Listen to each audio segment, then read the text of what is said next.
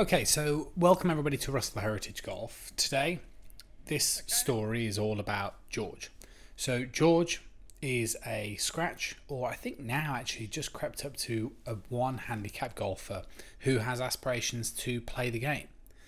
And what we're going to be talking about today is one of the things that I think great golfers really do very, very naturally, and golfers that don't quite make it maybe, or golfers that potentially struggle with things like a swing change, just don't quite do as well naturally.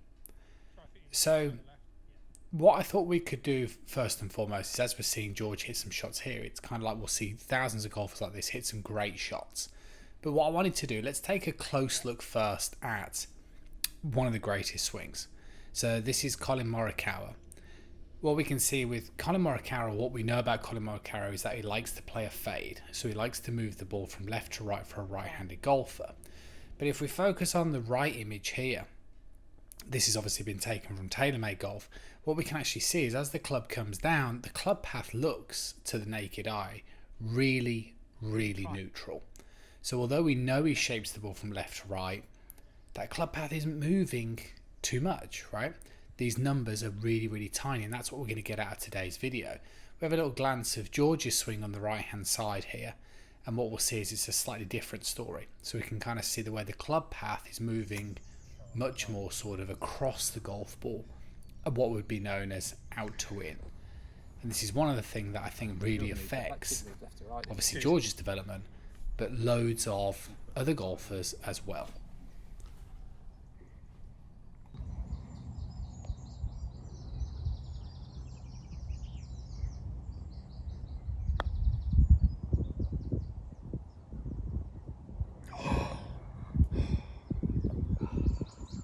Nice roll.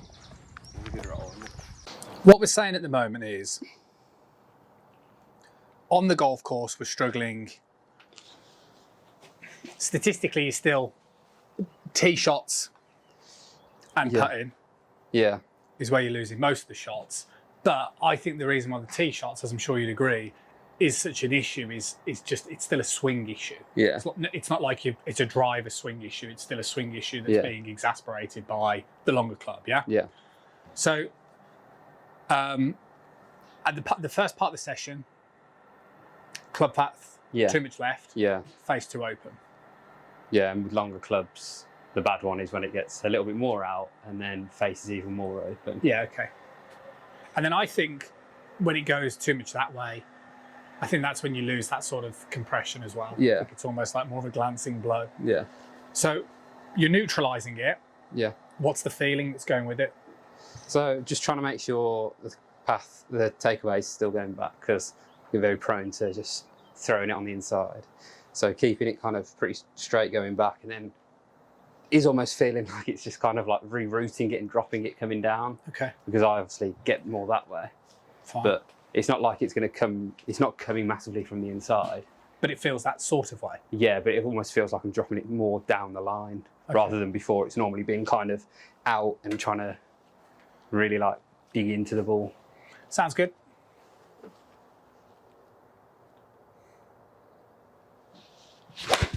I think part of your journey really then needs to come about trust, doesn't it, when you're playing? Yeah, I think like I was saying about that round I played the other day, it's like when there's trouble on a certain side, it's just kind of almost I aim too far away from it, and then if I hit a bad one, it looks even worse. Yeah. Whereas if I've aimed kind of a bit more aggressively, if I hit the same shot, it's not going to be in as bad a position. I agree. I agree.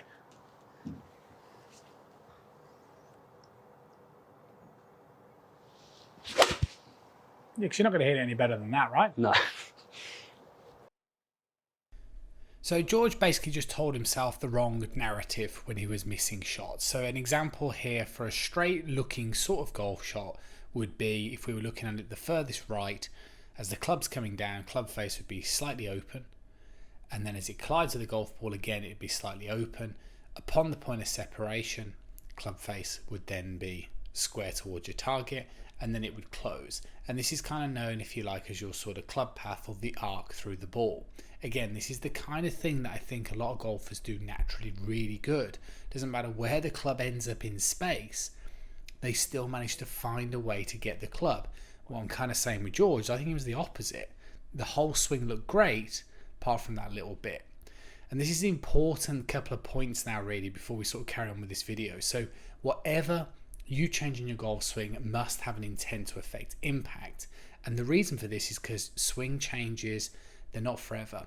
And these feelings are not forever. So you always have to make sure you're linking stuff back towards the ball flight and back towards that moment of truth 6 inches prior to 6 inches post impact. That is absolutely crucial. Yeah.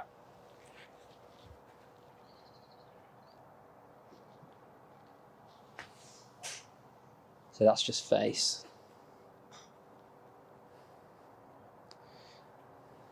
Although I do feel like it's a lot more neutral than it was. What was the path on that? 0.1 right. Yeah, but I'm okay with that. Yeah. I think that's the kind of thing where you're going to have to experiment whether on that type. Well, let's see. So basically, Flight Scope's now just watching where George hits the golf ball. I've got the iPad down in front of him. He's basically, every time he hits a golf shot, he is just looking now at his club path and what his face to the path is doing. Because like I said, when George was playing on the golf course, when he was missing a shot off towards the right or the left-hand side, he was just telling himself the wrong story. He didn't know what to fix. He didn't know whether it was a club face issue. He didn't know whether it was a club path issue. And I'm sure there'll be lots of golfers that are watching this video that feel the same sort of way. And that's why I think this needs to be a real strong conversation on the channel about impact moving forward. It's just like a bit of a timing issue. Yeah.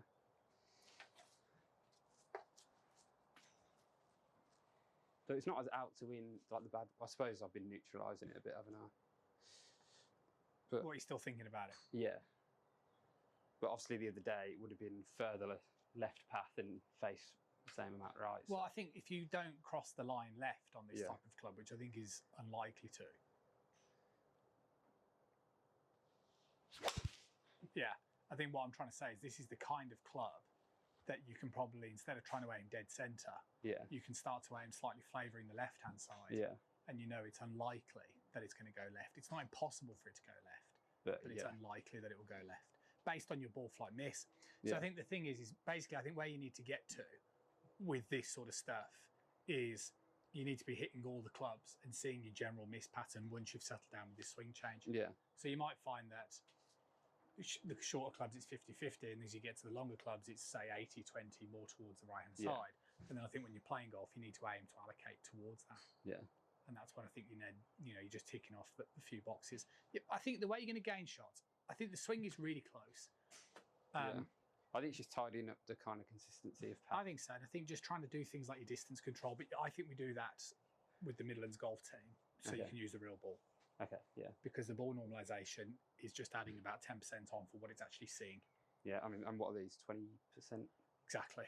So, for example, with driver, Yeah. you're going to struggle to get it 270 plus. Well, we'll see, won't we? Come on, that'll do. Let's hit some drives. And you generally like in the driver. Yeah, it's nice. I do feel like I can hit it hard as well. Move that ball, move down towards the edge so you Yeah. don't catch the... Is that the thing still going to pick it up? Yeah. Well, we'll find out. Speak confidently and then... So don't want to hit loads. Let's just hit 4 or 5. Okay. One of the guys at the golf club had the shaft but in extra stiff, so obviously I'm still waiting for it. So I tried that yesterday on the range and it was nice. I felt like I could go even harder at that. So you said struggle to get it over 270.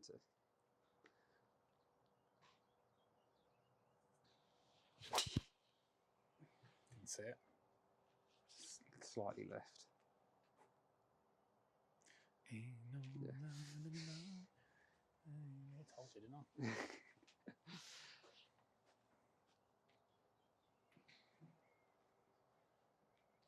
That was just face.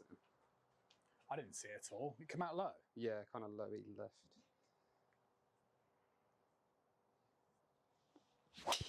Oh, that was even further left. Okay, so that's it. So hopefully you guys have enjoyed the video. And hopefully what we'll start to see in the near future is more of George again on the channel. and hopefully some better golf as well. So George and I are both entering a few events, a few local sort of mini tour events. I'll sort of let you know about how I'm going about preparing for those and how they generally get on. Same for George as well. There's definitely something for George and lots of golfers that are like George, that are keen but feel like you're sometimes a million miles away, to be really patient and understand that from today's video. It's just the little degrees that make such a vast difference, and you should never give up. Don't give up on a swing change. Don't give up.